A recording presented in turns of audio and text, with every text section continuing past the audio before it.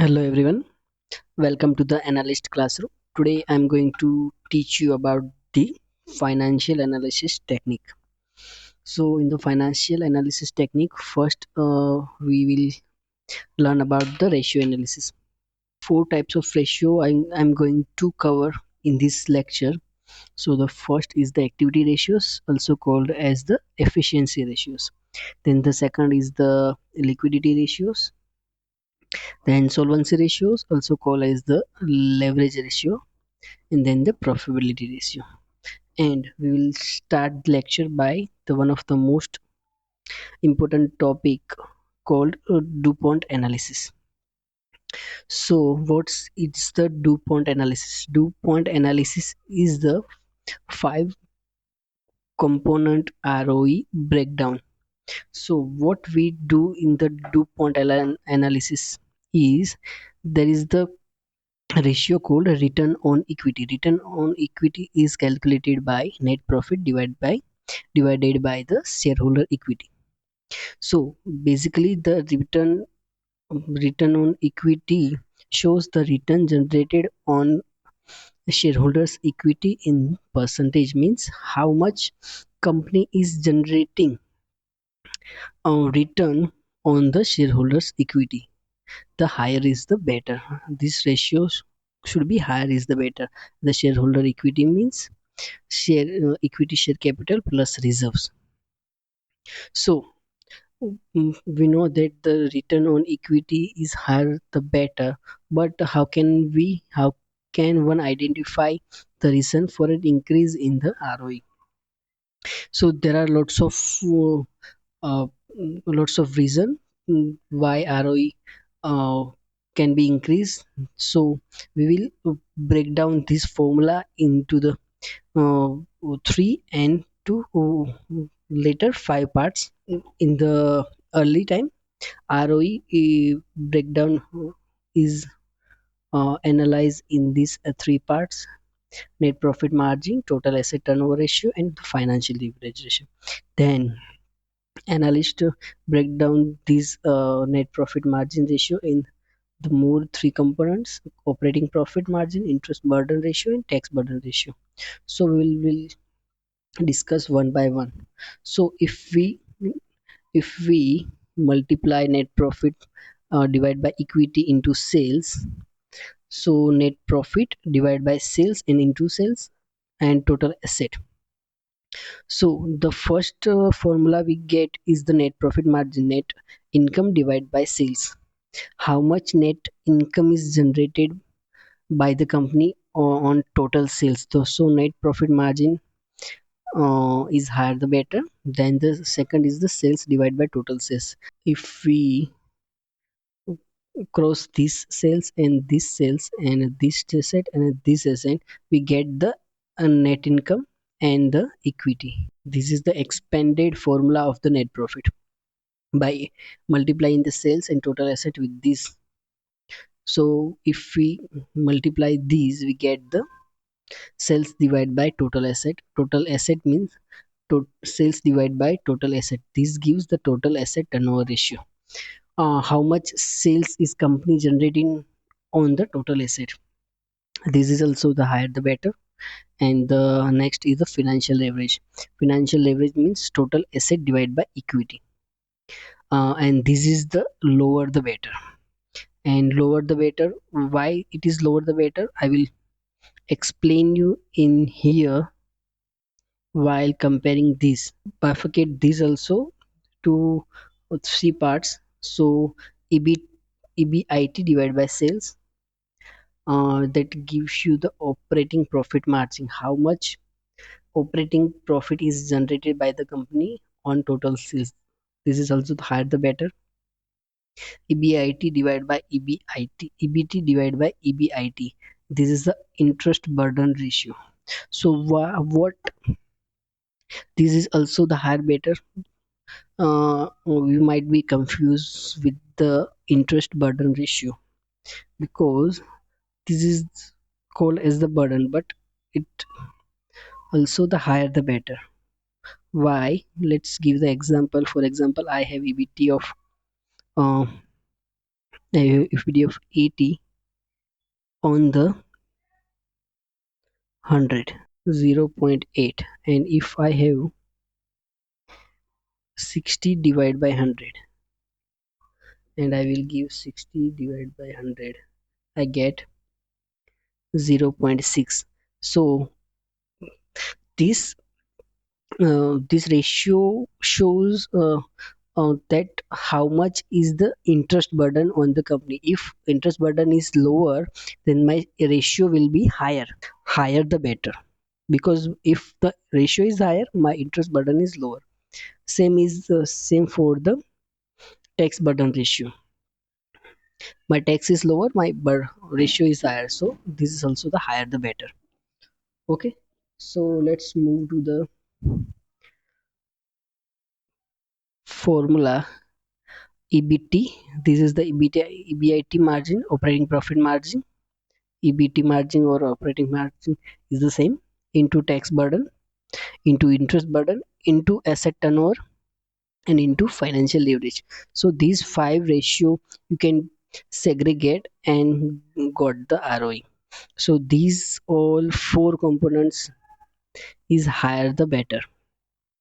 These all ratio are higher the better. And the financial leverage ratio is lower the better due to less reliance on the debt. So financial leverage means total asset divided by the equity. So if you wonder that why this ratio lower the better, suppose company has 100 rupees of asset on 20 rupees of equity. So my interest burden financial leverage will be 5, and my this company B has 100 rupees of asset on 50 rupees of equity, then this is 2 rupees.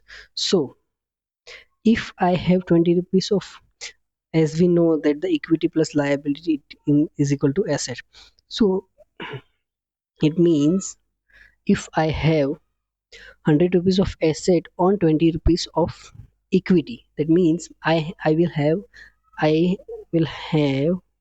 80 rupees of liability. So this is the more debt company, because my financial leverage is higher, means I might have the higher debt. And if my equity is higher, it means this equity plus liability will be my 100, and my interest burden ratio will be the lower. So this means I have less liability for the same asset, means my company has lower liability. Okay, so this financial leverage issue lower the better. Then the another ratios called the equity ratios, also called as the efficiency. How the efficient company is calculated by the inventory turnover ratio, amount receivable turnover ratio, and amount accounts payable ratio. Accounts or amounts payable. So turnover ratio is for the inventory, costs divided by average inventory, is also higher the better, because it's indicate the faster inventory movement. Inventory ratio higher the better, because it's indicate the higher inventory movement. And then the accounts receivable, sales divided by the average account receivable, this is also higher the better. And then the costs divided by average AP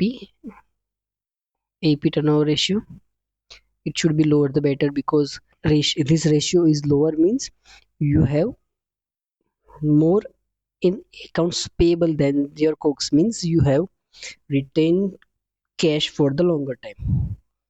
So this is lower the better. Then comes to the working capital turnover ratio. Working capital is calculated by the working capital ratio is calculated by the revenue or sales, same thing, revenue divided by the average working capital. Average working capital means beginning working capital plus ending divided by 2. And the working capital, if you don't know, working capital is current asset minus current liability. This is the working capital, and working capital ratio is also the higher the better, because it means efficient use of working capital. Then comes to the liquidity ratio. Liquidity ratio means liquidity ratio. In the liquidity ratio, there are the current ratio, quick, cash, and defensive internal. Current ratio formula is current asset divided by current liability. How much asset you have on the basis on the liability. Quick ratio calculates the cash, marketable security plus receivable only divided by the current liability. Only quick ratio could be get the cash quick from your current asset. Cash ratio only consider the cash on the current asset, cash plus marketable securities easily converted in the cash divided by current asset, current liability. Cash ratio and defensive internal ratio is cash plus marketable security plus receivable divided by daily operating expenses. This is the quick ratio, but in the denominator we put the daily operating expense that shows a longer survival without the new cash inflow, and all these are higher the better. This is the defensive interval ratio. Then the comes to the solvency ratio. Solvency ratio is also called the leverage ratios. Solvency In the solvency ratio, first is the debt to asset, total debt divided by asset. Lower the better because debt should be lower. Debt to equity, debt divided by equity, so these both should be lower the better. Interest coverage ratio, it's EBIT divided by interest expense, higher the better, because suppose I have EBIT of 100 and my interest expense is 10, my ratio will be 10. And if I have 100 EBIT and 20 rupees of interest expense, my ratio will be down. So this is the lower interest expense, this is the higher return expense. This should be higher the better. Fixed charge ratio is also same as this, but we add the lease payment, so this also be higher the better. Then comes the profitability ratio. Profitability ratio includes gross profit margin, gross profit divided by sales, operating profit divided by sales, net profit divided by sales, return on asset, net profit divided by average total asset, how much net profit is generated on the total asset, return on the equity. We already discussed on the Dupont analysis. Net profits divided by average shareholder equity. Return on invested capital, how much return is generated on the invested capital. So EBIT, interest before interest and tax, divided by debt plus equity. And the EBITDA margin. Uh, EBITDA margin, what is the EBITDA margin on the sales? And the all profitability ratios, higher the better. So this is the brief introduction of the financial ratios, and we will cover all one by one in upcoming videos on the particular section where it applies. And if you find this useful, hit a like and subscribe to support free financial education. I'm covering all the CFA level 1 topics one by one, so stay tuned and hit the bell icon. And if you have any feedback or suggestion, let me know in the comments. I'm always listening and will improve in the next videos. Have a great day.